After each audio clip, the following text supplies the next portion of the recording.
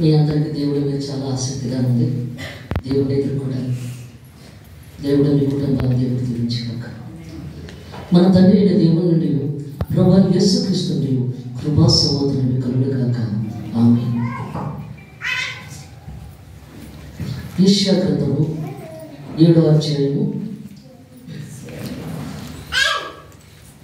10వ వచనం చూడండి. యెహోవా ఇంకను ఆహాజులకు ఎలాగ సెలవిచ్చెను, నీ దేవుడైన యెహోవా వలన సూచన అడుగుము, అది పాతాళమంత లోతైన సరే ఊర్ధ్వలోకమంత ఎత్తైన సరే ఆహాజు నేను అడుగను. యెహోవాని శోధించినని చెప్పగా అతడు ఎలాగూ చెప్పాను, దావీదు వంశస్థులారా వినుడి, మనుషులను విసిగించడం చాలదనుకొని నా దేవుడిని కూడా విసిగింతురా. కాబట్టి ప్రభు తానే ఒక సూచన మీకు చూపను, ఆలకించడు. కన్యక గర్భవతి కుమారుడు కని అతనికి ఇమ్మానుయేలు అని పేరు పెట్టాను. ప్రార్థన చేసుకుందాం. పరిశుద్ధం పరిశుద్ధం పరిశుద్ధం అంతవర్షులవత్రబట్టవయ్యా దేవానికి స్తోత్రం స్తోత్రం అయినా దేవానికి స్తోత్రం తండ్రి. పరిశుద్ధాత్మ దేవ, ఇక్కడే సంచరిస్తున్నావు ప్రభా, ఇక్కడే సంచరిస్తున్నావు, మా మధ్యలోనే ఉన్నాము తండ్రి. నీవే మాట్లాడుచున్న దేవుడు కానీ నేను కాదు ప్రభా. నీ రోజు ప్రతి ఒక్కరి జీవనం నీకు అంగీకారంగా ఉండేలా చేయమని, ప్రతి బిడ్డతో నువ్వే మాట్లాడమని, ఈ బిడ్డ అగ్నికరించి మిమ్మల్ని త్వరలో తండ్రి. థ్యాంక్ యూ పరిశుద్ధాత్మ దేవ, నీ వందనాలు ప్రభా. ఆమేన్. పరిశుద్ధాత్మ దేవుడు ఎవరు మాట్లాడుతూ ఉన్నాడంటే, దేవాది దేవుడు సర్వాధికారి సృష్టికర్త సర్వోన్నత దేవుడు ఆయన. వాక్యమే దేవుడు, దేవుడే వాక్యము. వాక్యము రెండొచ్చులు గల కర్కము, కీళ్ళలోంచి మురుగులోంచి బయటకు లాగిస్తుంది. అలాంటి వాక్యము మనం ఎంతవరకు చదువుతున్నాం, ఎంతవరకు ధ్యానిస్తున్నాం, ఎంతవరకు స్తుతిస్తున్నాం, ఎంతవరకు ఆరాధిస్తున్నాం, ఎంతవరకు కన్నీటితో ప్రార్థన చేస్తున్నాం, ఎంతవరకు కన్నీటితో గోజాడుతున్నాం. అందుకే దేవుడు మాట్లాడుతున్నాడు. ఎందుకంటే యెహోవా దేవుడు సింహాసనం మీద అధిష్ఠించున్నాడు. కొంచెం దిగువన దేవదూత ఆయన సెక్రటరీ, చాలా అందగైతే సౌందర్యవంతురాలు, గర్భవతు, అహంకారం ఆమెకి. ఎందుకంటే దేవుని స్తుతిస్తున్నారు మనుషులు. ఎందుకంటే పాతాళలోకము, పరలోకము, భూలోకము అన్ని దేవుణ్ణి స్తుతిస్తున్నాయి, దేవుని కనపరుస్తున్నాయి. ఆ దేవదూత అనుకుంటుంది, దేవుడికి నీ స్తుతులన్నీ కూడాను నాకు లేవా అని అనుకుంటుంది అక్కడ. అప్పుడు దేవునికి కోపం వచ్చి పైనుంచి కిందకు తోసేశాడు దేవుడు. అక్కడ ఎప్పుడైతే కిందకు తోసేసాడో సాధారణంగా మారిపోయింది ఆవిడే లూసిఫర్. అప్పుడు దేవుడు అంటున్నాడు, నీకు ప్రజలను పరిపాలించాలని ఉంది కదా, అందువలన నరకం నీది, పరలోకం నాది అన్నాడు దేవుడు. అక్కడ వికటాభ్యాసం చేసి నవ్వుతుంది. ఎందుకలా నవ్వుతున్నావు అన్నాడు దేవుడు. అక్కడ నవ్వకపోతే ఏంటి ప్రభా, నీవు మంచిగా ఉండు, నువ్వు ఎలా ఉండు, నువ్వు అలా ఉండు అని చెప్తావు. నేను అలా కాదు, ఈ బిడ్డలకు ఏది కావాలో అది నేను అందిస్తాను. ఏ తప్పుడు పనులు చేయాలనుకుంటున్నారో, ఏ పాప పనులు చేయాలనుకుంటున్నారో, ఏది సంతోషంగా కావాలనుకుంటున్నారో అవన్నీ నేను ఇస్తాను. అందుకు నా దగ్గరికే వస్తారు, కానీ నీ దగ్గరికి ఎవరు కూడా రారు. అవును, నిజమే. నరకము నలుగురు పడే దారి నలిగిపోతుంది, జనం కిటకిటలాడిపోతున్నారు నరకం అంతా కూడా. ఇక్కడ యేసు ప్రభు అప్పుడు అనుకున్నాడు, ఆ సాతాను నవ్వుతూ ఉంటే, నా ప్రియ కుమారుడు ఈ లోకానికి వస్తాడు, ఆయన తప్పకుండా ఆయన ప్రాణాన్ని తన ద్వారా పోస్తాడు, అప్పుడు నా బిడ్డలందరూ నా దగ్గరికి వస్తారు అని దేవుడు సంతోషపడ్డాడు. అందుకే దేవుడు మాట్లాడుతున్నాడు అక్కడ.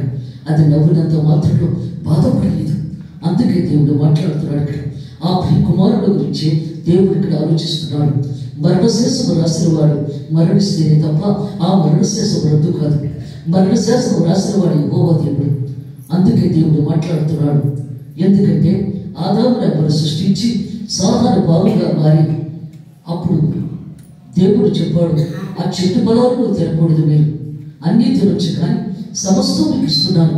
ఏదైనా తోట అంతా కూడా సిద్ధపరిచి సమస్తం మీరు తినొచ్చు, కానీ ఆ చెట్టు ఫలాలు మాత్రం జీవవృక్ష ఫలాలని అవి తినకూడదు అని చెప్పాడు దేవుడు ఇక్కడ.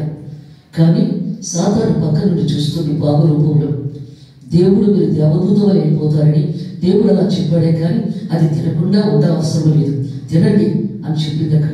ఎందుకంటే అమ్మకి ఆ పళ్ళను చూసేటప్పటికల్లా తినాలని ఊళ్ళు రుచుకుని మనసంతా కూడా ఎలాగైనా తెలియాలని పట్టుని అనుకుంటుంది అక్కడ. అందుకే దేవుడు మాట్లాడుతున్నాడు. ఎందుకంటే పురుషుడి కన్నా స్త్రీకి కోరికలు ఎక్కువ, అందువల్ల ఆ కోరిక వల్లే మరణాన్ని గుర్తించుకున్నారు అక్కడ. అప్పుడు ఆవిడ తినేసేసి ఆ పండ్లు తన భర్తకు కూడా పెట్టింది. అప్పటి నుంచి మరణశేషము రాసిన వాడు మరణిస్తేనే తప్ప ఆ మరణశేషము రద్దు కాదు. మరణశేషము రాసిన వాడు యెహోవా దేవుడు. అది రద్దుపరచడానికి యేసుప్రభు భూలోకానికి వస్తున్నాడు. ఆ భూలోకం గురించి దేవుడు ఇక్కడ మాట్లాడుతున్నాడు. యెహోవా హిజ్కియాను ఇక్కడ అంటున్నాడు, యెహోవా ఇంకనూ ఆహాజునకు ఎలా సెలవిచ్చాడు. దేవుడు మాట్లాడుతున్నాడు. 7వ అధ్యాయము 10వ వచనం, యెషయా గ్రంథము 7వ అధ్యాయం 10వ వచనం. బైబిల్ ఉన్న ప్రతి ఒక్కరు చూడండి. యెహోవా ఇంకనూ ఆహాజునకు ఎలాగూ సెలవిచ్చాడు, నీ దేవుడిని యెహోవా వలన సూచనలు అడుగు. ఎందుకంటే అద్భుత కార్యం అడుగు. అందుకంటున్నాడు సూచన అడుగు. మనం కొత్త సంవత్సరంలో అడుగు పెడుతున్నాం. మనము కూడా అడుగుతాం కదా, దేవుడా ఈ కొత్త సంవత్సరంలో నాకు ఏ వాగ్దానం ఇస్తున్నావు ప్రభా, ఏ వాగ్దానంతో నాతో మాట్లాడుతున్నావు ప్రభా. ఎందుకంటే వాగ్దానం తీసుకున్న రోజు నుంచి మళ్ళీ సంవత్సరం వరకు ఆ వాగ్దానం జరుగుతుంది మనకి. అది జాగ్రత్తగా మనం ప్రార్థన పూర్వకంగా తీసుకోవాలి. అందుకంటున్నాడు మామూలుగా తీసుకోకూడదు. నువ్వు ఇంటి దగ్గర ప్రార్థన చేసుకొని ఇవాళ వాగ్దానం తీసుకుంటున్నాను, ఈ సంవత్సరం జీవితం నాకు ఇవ్వండి ప్రభా నువ్వు అడిగినప్పుడు ఆ వాగ్దానం నీ జీవితానికి దేవుడు ఇస్తాడు కదా. అందుకంటున్నాడు యెహోవా ఇంకను ఆహాజులకు ఎలా సెలవిచ్చాడు, నీ దేవుడిని యెహోవా వలన సూచనలు అడుగుము. అది పాతాళం అంత లోతైనా సరే, ఊర్ధ్వలోకం అంత ఎత్తైనా సరే ఆహాజు నేను అడగను. నేను అడగను. యెహోవాను శోధింపని చెప్పగా నేను దేవుడిని శోధించను. అందుకే దేవుడు మాట్లాడుతున్నాడు. చెప్పగా అతడు ఎలా చెప్పాను. అందుకంటున్నాడు ఆహాజు నేను అడగను, యెహోవాను శోధించనని చెప్పగా అతడు ఎలా చెప్పాను. దావీదు వంశస్థులారా వినుడి. ఎందుకంటే దావీదు వంశంలో వచ్చే కదా యేసుప్రభు పుడుతున్నాడు. అందుకు మాట్లాడుతున్నాడు ఇక్కడ. ఏమంటున్నాడు ఇక్కడ, అతను ఎలా చెప్పాను, దావీదు వంశస్థులారా వినుడి, మనుషులను విసిగించడం చాలదు అనుకుని నా దేవుని కూడా విసిగిద్దురా. ఎందుకంటే మనుషులను ఎలా విసిగిస్తున్నారు, మరి దేవుడిని కూడా విసిగిస్తారా? 10 సార్లు. అందుకే దేవుడు మాట్లాడుతున్నాడు ఇక్కడ. సర్వ సృష్టికర్త, సర్వోత్తర దేవుడు ఆయన. నాకు అదే కావాలి ప్రభా, నేను ఇదే చేయాలి ప్రభా, నాకు ఇస్తావా లేదా ప్రభా అని 10 సార్లు మనం అడుగుతూ ఉంటాం అక్కడ. అందుకే దేవుడు మాట్లాడుతున్నాడు ఇక్కడ. అందుకే చెప్తున్నాడు ఇక్కడ. ఏమొచ్చున్నాడు ఇక్కడ కాబట్టి ప్రభు తానే ఒక సూచన మీకు చూపాను. దేవుడే చూపెడుతున్నాడు సూచన ఇక్కడ. ఆలకించుడి, కన్యక గర్భవతి కుమారుడు కని అతనికి ఇమ్మానుయేలు పేరు పెట్టారు. అందుకే ముందుగానే దేవుడు రాసి పెట్టాడు ఇక్కడ. 9వ అధ్యాయము కాకుండా ముందని 7వ అధ్యాయంలో దేవుడు చెప్తున్నాడు ఇక్కడ. ఏమంటున్నాడు ఇక్కడ, అతను ఇలాగూ చెప్పాను, దావీదు వంశస్థులారా వినుడి, దావీదు వంశస్థులారా ఆలకించండి, మనుషులను విసిగించడం చాలదు అనుకుని నా దేవుని కూడా విసిగిద్దురా. కాబట్టి ప్రభు తానే ఒక సూచన మీకు చూపను. ఆలకించండి, కన్యక గర్భవతి కుమారుడు కని అతనికి ఇమ్మానుయేలు పేరు పెట్టాను. ఇమ్మానుయేలు అంటే భాషాంతరము దేవుడు అని అర్థం. అందుకే అంటున్నాడు, ఎందుకంటే యేసు ప్రభు సర్వ సృష్టికర్త, సర్వోత్తర దేవుడు అయిన. అందుకే దేవుడు మాట్లాడుతున్నాడు. యెషయా గ్రంథం 9వ అధ్యాయము 6వ వచనం, యాలి అనగా మనకు శిశువు పుట్టాడు. ఎందుకంటే యేసు ప్రభు మనకు పుట్టాడు. ఆయన ఎలా ఉంటున్నాడు, మనకు కుమారుడు అనుగ్రహింపబడి మనకు యేసు ప్రభుని దేవుడు ఇచ్చాడు కుమారుడిని. ఆయన ద్వారా అన్నీ మనకు జరుగుతాయి. ఆ సర్వ సృష్టికర్త, అల్పయు వేగియు నేనే, ఆదియు అంతము నేనే, సమస్తము నేనే, సర్వాధికారి సృష్టికర్తని దేవుడు మాట్లాడుతున్నాడు ఇక్కడ. యాలి అనగా మనకు శిశువు పుట్టాడు, మనకు కుమారుడు అనుగ్రహింపబడి. ఎందుకంటే యేసు ప్రభు మనకి ఇచ్చాడు. ఆయన భుజం మీద రాజ్యభారం ఉంటాడు. ఎందుకంటే ఆయన అందరి కోసం తన ప్రాణాన్ని రక్తాన్ని దారపోసిన దేవుడు కాబట్టి ఆయనే సృష్టి అంతా కూడా యేసు ప్రభు చేతుల్లోనే పెట్టాడు. యేసు ప్రభు చేతుల్లోనే పెట్టాడు సృష్టి అంతా కూడా దేవుడు. అదే మాట్లాడుతున్నాడు ఇక్కడ. ఆయన భుజం మీద రాజ్యభారం ఉంటాను. ఆశ్చర్యకరుడు. దేవుడు చేసిన కార్యాలు కంటికి కనిపించవు, మనుషులు దానికి అగోచరం. ఆశ్చర్యంగా ఉంటుంది. ఏంటి అద్భుత కార్యం దేవుడు ఎలా చేశాడు ఏంటి అని అనిపిస్తుంది అక్కడ. అందుకే దేవుడు మాట్లాడుతున్నాడు. ఆశ్చర్యకరుడు, ఆలోచనకర్త. మనకు ఒక్కోసారి ఆలోచన రాదు ఏదైనా సరే, అప్పుడు దేవుడే మనకి ఇస్తాడు.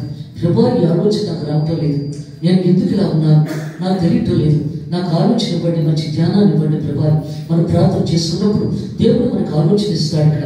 అదే చెప్తున్నాడు, ఆలోచనకర్త, బలవంతుడైన దేవుడు. ఎందుకంటే బలవంతుడైన దేవుడు సత్యవంతుడు. మనకు సత్య సన్నగిలిపోయినప్పుడు దేవుడిని అడిగినప్పుడు దేవుడు మనకు సత్యం ఇస్తాడు, ఆశీర్వాదాలు ఇస్తాడు. అందుకే దేవుడు మాట్లాడుతున్నాడు ఇక్కడ. మనకు దేశం వచ్చిందనుకో, ప్రభా నీ సత్యని బట్టి నేను మాట్లాడలేకపోతున్నాను, నేను పాట పాడలేకపోతున్నాను, నేను ఏది చేయలేకపోతున్నాను, నాకు నీ సత్యని బట్టి ప్రభా, నీ సత్యని ఇస్తేనే కానీ నేను ముందుకు వెళ్ళలేను ప్రభా అని మనం ప్రార్థన చేసుకున్నప్పుడు ఆ సత్యని దేవుడు ఇస్తాడు ఇక్కడ. అందుకే దేవుడు మాట్లాడుతున్నాడు ఇక్కడ. అదే చెప్తున్నాడు ఇక్కడ, ఆశ్చర్యకరుడు, ఆలోచనకర్త, బలవంతుడైన దేవుడు. ఎందుకంటే బలవంతుడైన దేవుడు. మనకు బలం లేకపోతే ఆయన బలాన్ని ఇస్తాడు, శక్తి లేకపోతే శక్తిని ఇస్తాడు. అందుకంటున్నాడు బలవంతుడైన దేవుడు, విచ్చినకు తండ్రి. ఎందుకంటే ఎల్లప్పుడూ మనతో ఉంటాడు ఆయన. విచ్చినకు తండ్రి, సమాధానకర్త. అందుకంటున్నాడు ఆయన. అదే చెప్తున్నాడు, విచ్చినకు తండ్రి, సమాధానకర్త అధిపతి అని అతను పేరు పెట్టబడదు. ఎందుకంటే మనం సమాధానం కలిగి ఉండాలి కానీ మనం కోపం కలిగి ఉండకూడదు. దేవుడి రక్తం ప్రేమ ప్రేమ ప్రేమ అని వస్తుంది అక్కడ. ఎంతవరకు ఆ ప్రేమను మనం పంచిపెడుతున్నాం, ఎంతవరకు ఆ ప్రేమను ఇస్తున్నాం మనం ఇక్కడ. అందుకంటున్నాడు, నీతిమంతుల ప్రార్థన చెవులు పెట్టి ఆలకిస్తానంటున్నాడు. కీడు తలపెట్టే వారి వైపు దేవుడు కనులెత్తి కూడా చూడాలంటున్నాడు ఇక్కడ. సమాధానకర్త దేవుడు ఆయన. ఆ సమాధానం మనం కలిగి ఉండాలి. దేవుని యొక్క ఏకాగ్రత కలిగి ఉండాలి. దేవుడి సన్నిధిలో కన్నీరు కాచాలి, ఆయన సన్నిధిలో ఏడవాలి. ఆయన యొక్క మనకు ఫ్రెండ్ యేసు ప్రభు, మన స్నేహితుడు, ఆయన ఒక ఫ్రెండ్. అందుకొచ్చినాడు ఇక్కడ. ఎందుకంటే అన్నదమ్ములతోటైనా తల్లిదండ్రులతో చెప్పుకోలేని ఫ్రెండ్తో చెప్పుకుంటాం. అలాగే యేసు ప్రభుతో మన రహస్యాలని ఆయన చెప్తాం. మనం దేవా మాకు ఎలా ఉంది పరిస్థితి, అది నువ్వే తెచ్చుకున్న దేవుడు అని చెప్పి అందుకంటున్నాడు ఇక్కడ. అప్పుడు ఏమంటున్నాడు ఇక్కడ, నిశ్చితం తండ్రి, సమాధానకర్త అధిపతి అని అతను పేరు పెట్టబడదు. ఇది మొదలుకొని ఇది లేకుండా దానికి వృద్ధియు శ్యామము కలిగినట్లు సర్వకాలం దావీదు సింహాసనము రాజ్యము నియమించారు. అందుకే దేవుడు మాట్లాడుతున్నాడు ఇక్కడ. ఇది మొదలుకొని ఇది లేకుండా దానికి వృద్ధియు శ్యామమును కలిగినట్లు దేవుడు శ్యామాన్ని మనకి ఇస్తున్నాడు. సర్వకాలం దావీదు సింహాసనము రాజ్యము నియమించారు. ఎందుకంటే దేవుడు రాజ్యాన్ని ఇస్తున్నాడు మనకి. న్యాయం వలన నీతి వలన రాజ్యం స్థిరపరచుటకును. ఎందుకంటే న్యాయం వలన, ఎందుకంటే న్యాయవంతుడు దేవుడు, పరిశుద్ధుడు. దేవుడు పరిశుద్ధుడు పరిశుద్ధుడు పరిశుద్ధుడు. ఆ పరిశుద్ధుడైన దేవుడు మన హృదయంలోకి రావాలంటే మనము కూడా పరిశుద్ధంగా ఉండాలి. న్యాయం వలన నీతి వలన, నీతి కావాలి మనిషికి. ముందు నీతి ఉంటేనే ఈ లోకంలో మనం బ్రతకాలి. నీతి లేకపోతే కష్టం అక్కడ. అందుకే దేవుడు మాట్లాడుతున్నాడు, మనం పరిశుద్ధంగా ఉండాలి. భర్తను మోసం చేయకూడదు, భార్యను మోసం చేయకూడదు, బిడ్డలను మోసం చేయకూడదు. మనం నీతితో బ్రతకాలి, నీతితో జీవించాలి. అందుకే దేవుడు మాట్లాడుతున్నాడు. అప్పుడే దేవుడు మనకు అన్ని ఇస్తాడు. అందుకంటున్నాడు, న్యాయం వలన నీతి వలన రాజ్యం స్థిరపరచడము అతను సింహాసనుడే రాజ్యం పాలన చేయడం. యేసు ప్రభు సింహాసనాన్ని అధిష్ఠించమన్నాడు యెహోవా దేవుడు. అందుకే దేవుడు మాట్లాడుతున్నాడు ఇక్కడ. ఎందుకంటే యేసు ప్రభు సత్యవంతుడు, సాత్వికుడు, దీనమనస్కుల దేవుడు, ఆయన పరిశుద్ధుడు. అందుకంటున్నాడు, పరలోకం అంతా దద్దరిల్లిపోతుంది, గర్భకములు కదిలిపోతున్నాయి. దేవుడు పరిశుద్ధుడు పరిశుద్ధుడై గానపతిగానో వెళ్ళబడుతున్నాయి. దేవదూతలు పాటలు పాడుతున్నారు, దేవుని స్తుతిస్తున్నారు, దేవుని కనపరుస్తున్నారు. మనం ఎంతవరకు స్తుతించగలుగుతున్నాం, మనం ఎంతవరకు కనపరచగలుగుతున్నాము, దేవుని మహిమపరచగలుగుతున్నాం. అందుకే దేవుడు మాట్లాడుతున్నాడు ఇక్కడ. అతను సింహాసనశీనుడై రాజ్యపాలన చేయు సైన్యములకు యెహోవా ఆసక్తి కలిగి దీన్ని నెరవేర్చాడు. ఎందుకంటే దేవుడిని నెరవేరుస్తున్నాడు ఇక్కడ. అందుకంటున్నాడు, ఎందుకంటే దేవుని తండ్రి కుటుంబాన్ని కూర్చొని విజ్ఞాపన చేస్తున్నాడు యేసు ప్రభు. మనందరి కోసం ప్రార్థన చేస్తున్నాడు ఆయన. అందుకే దేవుడు మాట్లాడుతున్నాడు. యేసు ప్రభు 3వ దినాన్ని సజీవంగా లేచి 40 దినాలు ఇక్కడే సంచరించి అప్పుడు పరలోకానికి వెళ్తాడు దేవుడు అక్కడ. అందుకే దేవుడు మాట్లాడుతున్నాడు ఇక్కడ. ఏమంటున్నాడు, న్యాయం వలన నీతి వలన రాజ్యం స్థిరపరచడమును, న్యాయం వలన నీతి వలన. అందుకే దేవుడు వాళ్ళ రాజ్యం స్థిరపరచడమును అతను సింహాసనశీనుడై రాజ్యపాలన చేస్తున్నాడు ఇక్కడ. పత్రిక చెప్పండి. అందుకంటున్నాడు ఇక్కడ పత్రికలో దేవుడు మాట్లాడుతున్నాడు, మనం దేవుని పిల్లలమని పిలువబడినట్లు తండ్రి మనకి ఎట్టి ప్రేమను అనుభవించడం చూడండి. ఎందుకంటే మనం దేవుని పిల్లలు. మరి మిమ్మల్ని చూస్తేనే నాకు చాలా సంతోషంగా ఉంది. దేవుని పిల్లలమే మనం. ఇంత రాత్రి మీద చెల్లో కూడా మంచిగా మీరు వచ్చారు, దూరం నుంచి కూడా బయలుదేరి వస్తున్నారు అందరూ కూడా. అందుకంటున్నాడు, మనం దేవుని పిల్లలమని పిలువబడినట్లు తండ్రి మనకి ఎట్టి ప్రేమను అనుభవించడం చూడండి. ఎందుకంటే మనకు సమృద్ధిగా దేవుడి ప్రేమను మనకి ఇస్తున్నాడు. మనము దేవుని పిల్లలని, ఈ హేతు చేత లోకము మనం తెలియదు. అందుకంటున్నాడు, ఎందుకంటే మనం దేవుని పిల్లలని ఈ హేతు చేత లోకము మనం తెలియదు, లోకం మనకి తెలియటం లేదు. అందుకంటున్నాడు దేవుడు ఇక్కడ, లోకం మనం తెలియదు. యాలి అనగా అది ఆయన ఎరుగలేదు. యేసుప్రభుని ఎరగలేదు, తెలుసుకోలేకపోతున్నారు ప్రజలందరూ కూడా. అందుకంటున్నాడు ఆయన గొప్పతనాన్ని, ఆయన ప్రేమని మనం చూడలేకపోతున్నాం. అందుకే దేవుడు మాట్లాడుతున్నాడు, మనము దేవుని పిల్లలని ఈ హేతువు చేత లోకము మనల్ని ఎరుగదు, లోకము మనల్ని ఎరుగదు. యాలి అనగా అది ఆయన ఎరుగలేదు, యేసుప్రభుని ఎరగలేదు. ప్రియులారా, ఇప్పుడు మనం దేవుని పిల్లలమై ఉన్నాము. మనం దేవుని పిల్లలమే. ఇంత రాత్రి మీద దేవుడిని ఎదుర్కోవడానికి వచ్చాం. అందుకు మనం దేవుని పిల్లలమే. అందుకంటున్నాడు, ఇప్పుడు మనం దేవుని పిల్లలమై ఉన్నాము. మనం ఇక ఏమవుతాము, అది ఇంకా ప్రత్యక్షపరచబడలేదు. కానీ ఆయన ప్రత్యక్షమైనప్పుడు, ఎందుకంటే దేవుడు ప్రత్యక్షమైనప్పుడు తెలుస్తుంది మనకి. అందుకే దేవుడు మాట్లాడుతున్నాడు, ప్రత్యక్షపడలేదు కానీ ఆయన ప్రత్యక్షమైనప్పుడు ఆయన ఉన్నట్లుగానే ఆయన చుట్టూ కనుక ఆయన పోలి ఉంటుందని ఎరుగుతాము. ఆయన మనము పోలి ఉంటాం, ఆయన స్వరూపంలో మార్చబడాలి, ఆయనలో మనం జీవించాలి. ఆయన స్వరూపంలో మనం మార్చబడినప్పుడే దేవుళ్ళు మనం బలంగా ఉండగలం. అందుకే దేవుడు మాట్లాడుతున్నాడు, ప్రార్థనలోని వాక్యంలో ఎక్కువగా ఉన్నప్పుడు ఆయన స్వరూపంలో మనం మార్చబడతాం, ఆయనలో మనం జీవిస్తాం. ఇక్కడ అదే మాట్లాడుతున్నాడు. ఇక్కడ ఆయన జీవితము కనుక ఆయన పోలి ఉంటుందని ఎరుగుతాము, ఆయన పోలి ఉంటాం. అందుకంటున్నాడు, ఎరుగుతాము. ఆయన యందు ఈ నిరీక్షణ పెట్టుకున్న ప్రతివాడు, అందుకంటున్నాడు, ఆయన యందు ఈ నిరీక్షణ పెట్టుకున్న ప్రతివాడు ఆయన పవిత్రుడే ఉన్నట్టుగా దేవుని యొక్క నిరీక్షణ ఎప్పుడైతే ఉంటుందో మనం పవిత్రులమే, పరిశుద్ధులమే. అందుకంటే నిరీక్షణ లేకుండా మనం ఉండకూడదు. ఆయనతో మనం నిరీక్షణ కలిగి ఉంటున్నాం. అందుకే దేవుడు మాట్లాడుతున్నాడు, ఎందుకంటే మనం చనిపోయిన తర్వాత యేసుప్రభు 3వ దినాన్ని ఎలా లేచాడో అలాగే మనం లేస్తామని నిరీక్షణ అనుకున్నది. దేవుళ్ళలాగే మనం లేస్తామన్నా నిరీక్షణ అనుకున్నది. నిరీక్షణ లేని ఇతరుల వారి దుఃఖపడుకున్న నిమిత్తము నిద్రించుతున్న వారి గురించి తెలియకుండా నాకు ఇష్టం లేదు. ఎందుకంటే దేవుడు మళ్ళీ నిరీక్షణ కలిగి ఉంటాడు, అప్పుడే దేవుడు సంతోషపడతాడు, ఆనందపడతాడు. అక్కడ అందుకే దేవుడు మాట్లాడుతున్నాడు. అక్కడ ఏమవుతుంది, ఇక్కడ ఏమవుతాము, అది ఇంకా ప్రత్యక్షపరచబడలేదు కానీ ఆయన ప్రత్యక్షమైనప్పుడు ఆయన ఉన్నట్లుగానే ఆయన చూద్దాము. ఎందుకంటే దేవుడిని చూస్తాం ఆయన ప్రత్యక్షమైనప్పుడు కనుక ఆయన పోలి ఉందని ఎరుగుదాము. దేవుడిని పోలి నడుచుకుంటాం, ఆయన స్వరూపంలో మార్చబడతాం. ఆయన ఎందు నిరీక్షణ పెట్టుకున్న ప్రతి వాడును ఆయన పవిత్రుడే ఉన్నట్టుగా ఆయన ఎందు నిరీక్షణ ఎప్పుడైతే ఉంటుందో మనందరం పవిత్రులే, పరిశుద్ధులనే. అందుకంటున్నాడు ఇక్కడ, ఆయన ఎందు నిరీక్షణ పెట్టుకున్న ప్రతి వాడు ఆయన పవిత్రుడే ఉన్నట్టుగా తాను పవిత్రుడిగా చేసుకోవడం, పాపము చేయ ప్రతి వాడును ఆజ్ఞ తిరగమించాడు. ఎందుకంటే శరీరము కావాలంటుంది, మనసు వద్దంటుంది నువ్వు తప్పు చేయడానికి. అదే అజ్ఞాతకరం. మన ఆజ్ఞను, దేవుని ఆజ్ఞను బయటకు తోసేస్తున్నాం. మన ఇష్టానుసారంగా మనం ప్రవర్తిస్తున్నాం. ఇష్టానుసారంగా దేవుడంటే భయం లేకుండా, మనుషులంటే భయం లేకుండా తప్పుడు పనులు చేస్తున్నాం. అదే అజ్ఞాతకరము. అందుకంటున్నాడు, ఏమంటున్నాడు, పాపము చేయ ప్రతి వాడును ఆజ్ఞను అతిక్రమించాను. ఎందుకంటే మన మనసును అతిక్రమించి తప్పు చేస్తున్నాం ఇక్కడ. అందుకంటున్నాడు, శరీరమైన సుఖము కోసం ఎన్నో తప్పులు జరిగిపోతూ ఉన్నాయి ఇక్కడ. అజ్ఞాతకరమే పాపము. అజ్ఞాతకరమే అంటే దేవుడు అంటే భయం లేకుండా, దేవుని మాట వినకుండా తప్పు చేయడమే అజ్ఞాతకరము. అందుకంటున్నాడు, అజ్ఞాతకరమే పాపము. అందుకే దేవుడు మాట్లాడుతున్నాడు, పాపమును తీసివేటికే ఆయన ప్రత్యక్షం ఆయనని మీకు తెలియదు, ఆయనతో పాపమే వీలేదు. అందుకే దేవుడు మాట్లాడుతున్నాడు. మీటింగ్లో కూర్చున్నాడు దేవుడు. ఇక్కడ మీటింగ్ చెప్పడానికి వచ్చాడు, ప్రజలందరినీ వచ్చామని చెప్పాడు. వాళ్ళందరూ వచ్చి జయజయధ్వనులు చేస్తున్నారు. నీవే జీవకాలను ఆత్మీయాలు ఇస్తున్నావు కదా ప్రభా, నీవే రాజ్యం బాగుంటుందని కేకలు వేస్తున్నారు యేసుప్రభుని. ఆయన ఇంకా బోటు దిగబోతున్నాడు. ఆయన పొగుడుతారంటే దేవుడికి ఇష్టం ఉంటుంది. అందుకే దేవుడు మాట్లాడుతున్న మనుషులకు ఇష్టమైనవి దేవుడికి ఇష్టం ఉండదు. బోటు వెనక తిప్పేస్తాడు. అప్పుడు సరిగ్గా శ్వసనం దగ్గరికి వచ్చేటప్పుడు కదా 60 దెయ్యాలు పడిన సేనాకి నిలబడుతున్నాయి. సమాధులకు వెళ్ళాడు. ఎందుకంటే సమాధి కార్యక్రమాలు కూడా దేవుడి దగ్గర నుంచి చేస్తాడు. ఆత్మ దేవుడి దగ్గరికి వెళ్తుంది, శరీరం మట్టిలో కలిసిపోతుంది. కాబట్టి ఆ మట్టిలో కలిపేటప్పుడు కూడా దేవుడు వస్తాడు, దగ్గరికి వస్తాడు. ఆ సాతాను వెలుగులు చేసేస్తాడు.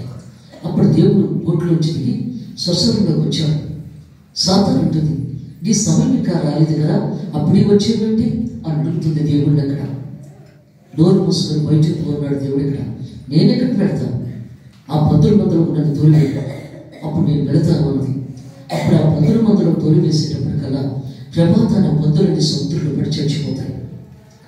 ఎప్పుడైతే చనిపోతాయో ఆ పందులు యజమాని వచ్చి నువ్వు పైచెప్పులకి సాతాను రాజుని ఊరు విడిచిపెట్టి వెళ్ళిపోవన్నారు. దేవుడు జవాబు ఏమి చెప్పకుండా ఆయన యాకోబు నుంచి విశ్రాంతి తీసుకోవడానికి వెళ్ళిపోయాడు. అక్కడ ఒక పాపం చేసిన స్త్రీ కోసం ఆ ముందు దగ్గరికి వచ్చి కూర్చున్నాడు దేవుడు అక్కడ. అందుకే దేవుడు మాట్లాడుతున్నాడు. ఒక్కోసారి దేవుడు మనతో మాట్లాడతాడు, ఎందుకంటే ఆయన అవసరం. ఆ అవసరానికి ఆయన మాట్లాడతాడు. ఆయన అప్పుడు పాపం చేసిన స్త్రీ మధ్యాహ్నం 1 గంట సమయంలో వచ్చి నూతిలో చేరవేయగానే అప్పుడు దేవుడు అంటున్నాడు, నాకు దాహం వేస్తుంది, నీరు పొయ్యమ్మా అన్నాడు. నువ్వు ఎప్పుడైతే నేను సమయంలోని ఎలా పోస్తాను అంది. పర్వాలేదు పొయ్యమ్మా అన్నాడు. నేను పోయినది. అప్పుడు దేవుడు మాట్లాడుతున్నాడు, నీవిచ్చే నీరు దాహమో దప్పిక వేస్తుంది. నిజమే కదా, ఈ లోకంలో ఉన్న నీరు దాహమో దప్పిక వేస్తుంది.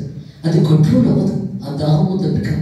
కానీ దేవుడిచ్చిన జీవజల మూట అది కంట్రోల్ అవుతుంది. బ్రెయిన్ నుంచి బాడీలోకి వెళ్ళిపోతుంది.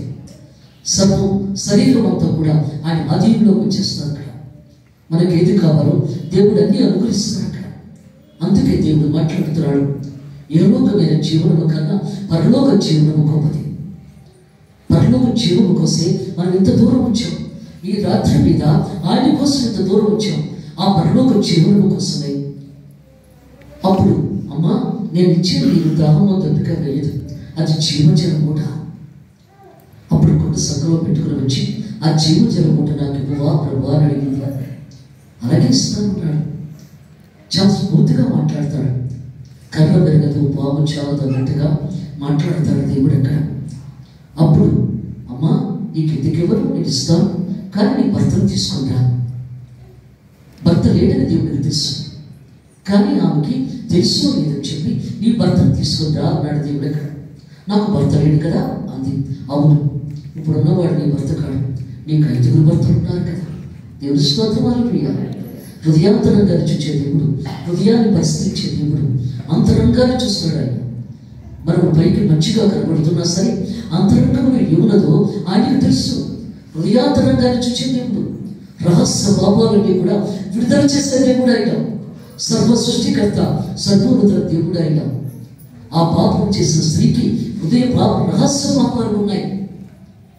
ఆమె కావాలి దేవుడికి. ఆమె ద్వారా ఎన్నో ఆత్మలు రక్షించబడతాయి. నీ భర్తను తీసుకునిరా.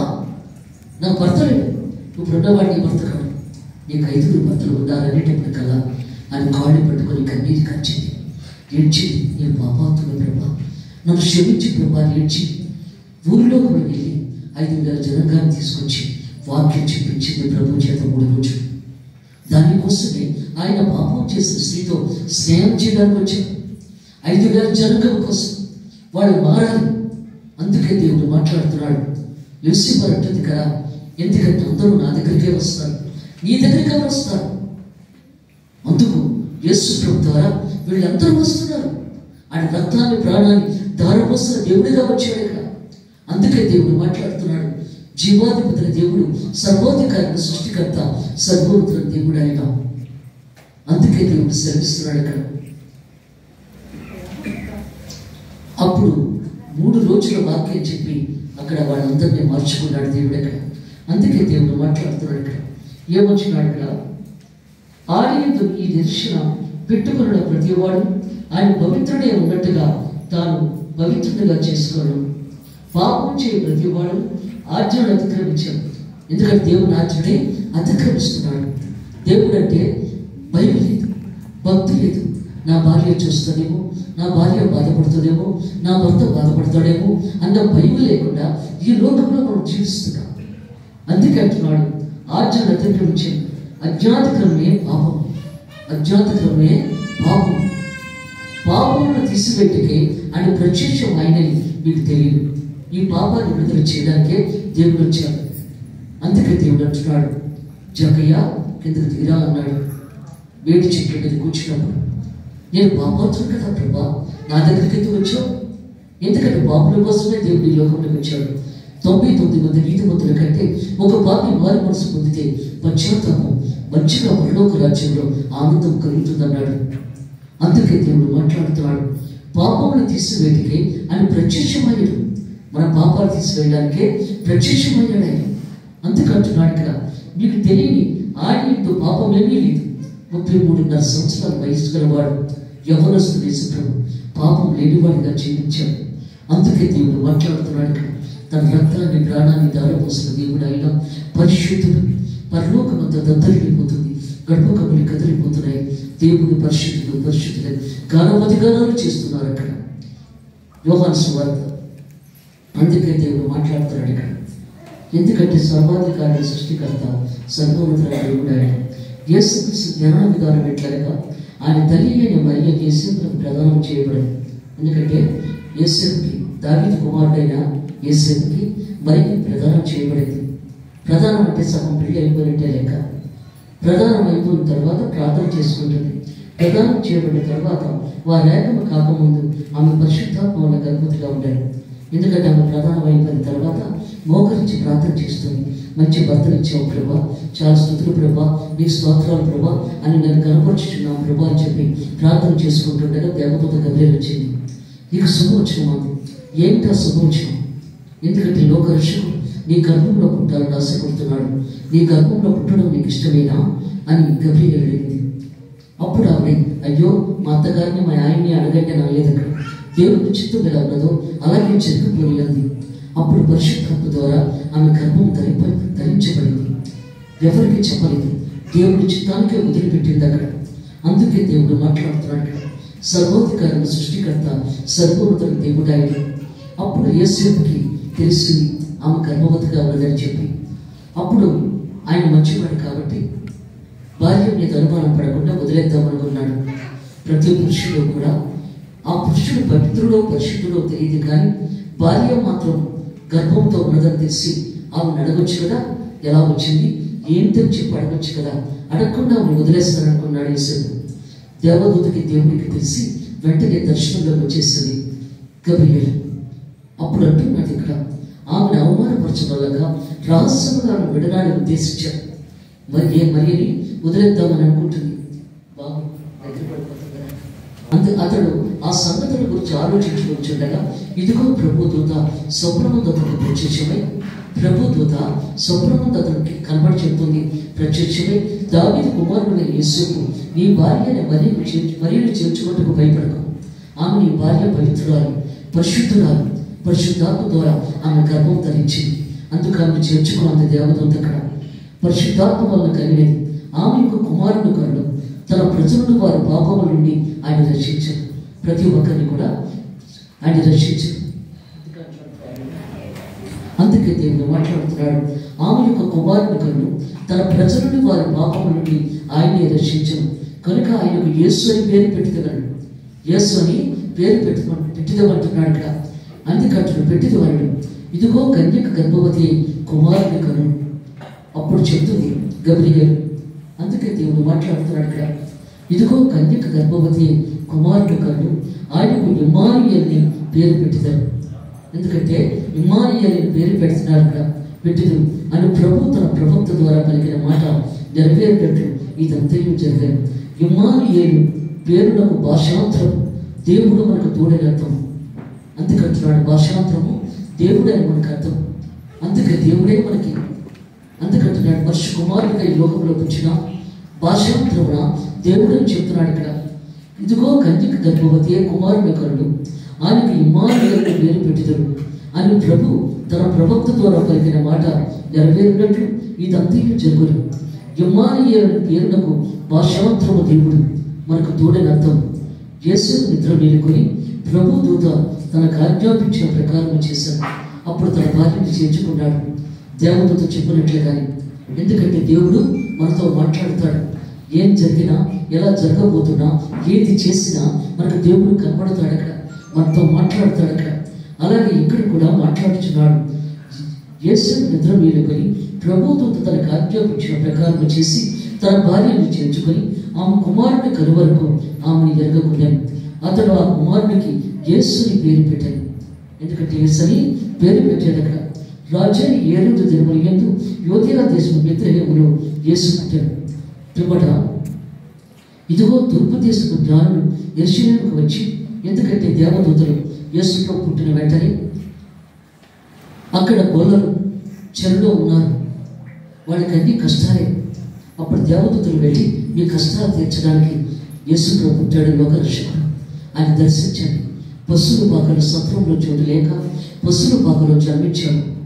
ఎందుకంటే నక్కలకు గొర్రెలు ఆకాశ పురుషులు గోళ్ళు ఉన్నవి, కానీ మనిషి కుమారుడు తలవాల్చిన స్థలం లేదని సెలవిచ్చిన దేవుడు. అందుకని చోటు లేదు, సత్రంలో చోటు లేక పశువుల పాకలో పుట్టాడు ఆయన. వెళ్ళి చూడండి, అదిగో నక్షత్రం. ఆ స్టార్ ప్రకారంగా వెళ్ళి ఆయన దర్శించండి. జ్ఞానులు కూడా ఆ స్టార్ ప్రకారంగా వచ్చేస్తున్నారు ఒంటెల మీద తండ్రి దేవుడిని దర్శించడానికి. అప్పుడు వచ్చేస్తుండగా సరిగ్గా బెత్లెహేము దగ్గరికి వచ్చేటప్పటికల్లా ఆ స్టార్ పక్కకు తొలగిపోతుంది. వాడు దారి కనబడలేదు. అప్పుడు హేరోదు రాజు అలా వస్తున్నప్పుడు హేరోదు రాజుతో మాట్లాడుతున్నారు. లోకరక్షకుడు పుట్టాడు, రాజాది రాజు, రాజులకు రాజు పుట్టాడు ఎక్కడ అని అన్నప్పుడు, ఇదేంటి నేనే రాజుని కదా, ఇంకా రాజు పుట్టడం ఏంటి అని అందరూ ఆశ్చర్యపోతున్నారు. బెత్లెహేములో అందరూ కూడా ఆ మాటలకి. అప్పుడు స్టార్ బయటకు వచ్చింది. ఆ స్టార్ ప్రకారంగా వెళ్ళి బంగారము, బోళము, సాంబ్రాణి, చనిపోయిన వాళ్ళకి కూడా సాంబ్రాణి, బోళము సమర్పిస్తారు. వాళ్ళ స్నానాలు చేయించి అవన్నీ కూడా వేస్తారు. అందుకు దేవుడు ముందుగానే ఈ జ్ఞానులు సాంబ్రాణి, బోళం ఇచ్చారు. బంగారాన్ని ఎలా చిన్నపిల్లలకు ఇస్తారు, అవి ముందుగానే దేవుడు ఒక దినాన్ని చనిపోతాడు, అందుగురించి సాంబ్రాణి, బోళం ఇచ్చారు అక్కడ. అప్పుడు నేను మళ్ళీ వెనక హేరోదు రాజు దగ్గరికి వెళ్ళొద్దు. హేరోదు రాజు అన్నాడు, మీరు చూసేసి నా గురించి ఎక్కడా చెప్పండి, నేను వెళతానన్నాడు. అప్పుడు దేవదూతలు కనబడి, మీరు అటుపక్క వెళ్ళొద్దు, మీరు అలా వెళ్ళిపోండి అని చెప్పన్నాడు. అప్పుడు ఆ రాత్రి దేవదూతలు యేసుతో చెప్పింది, దేవదూత మరియని యేసు ప్రభుని తీసుకొని బెత్లెహేముకి వెళ్ళిపో, నేను ఎప్పుడు చెప్తాను అప్పుడు రండి అని చెప్పి బెత్లెహేము తీసుకొని వెళ్ళిపోమని చెప్పింది. ఆ రాత్రి మీద చెల్లుని తల్లిని బిడ్డని కూడా తీసుకొని గాడిద మీద ఎక్కించుకొని తీసుకెళ్ళిపోతాడు హేరోదు రాజు చంపాడని చూస్తున్నాడు. యేసు ప్రభు బెత్లెహేముకి తీసుకొని వెళ్ళిపోయి 2 సంవత్సరాల బాలుడి నుంచి పుట్టిన బిడ్డ వరకు కూడా వధించేమని చెప్పాడు. యేసు ప్రభు అందులో ఉంటాడని చెప్పి, కానీ ముందుగానే దేవదూత ఐగుప్తు దేశానికి పంపించేసింది. నేను అతను చనిపోయిన తర్వాత మళ్ళా నేను చెప్తాను, అప్పుడు తీసుకొని రండి అని చెప్పన్నది. అందుకే దేవుడు మాట్లాడుతున్నాడు ఇక్కడ. జీవాధిపతి దేవుడు, సర్వాధికారి, సృష్టికర్త, సర్వోన్నత దేవుడు ఆయన. దేవుని పరిశుద్ధ వాక్యం దీవించుగాక.